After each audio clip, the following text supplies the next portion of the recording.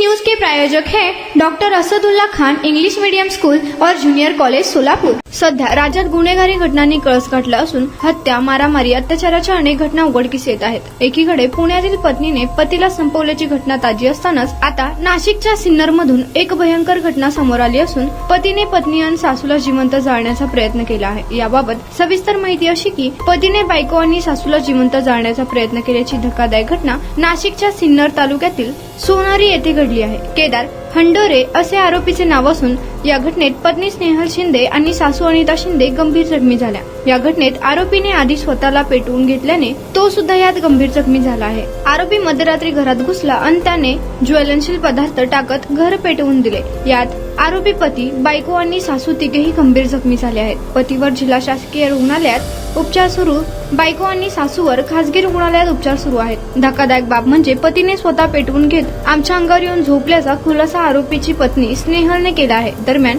या भयंकर घटनेत स्नेहल ही 50% तर सासू अनिता शिंदे ही 65% भाजली आहे। या घटनेतील तिघांचीही प्रकृती गंभीर असून सध्या तिघांवरही उपचार सुरू आहेत। याबाबत पोलीस अधिक तपास करत आहेत। Unique education society doctor Asadullah Khan English medium school और जूनियर कॉलेज के 10वें वर्धापन के अवसर पर नर्सरी, LKG, UKG एडमिशन पर अब 3000 रुपए का डिस्काउंट। इतना ही नहीं बल्कि ग्रेड 1 और ग्रेड 2 के एडमिशन पर 5000 रुपए की छूट।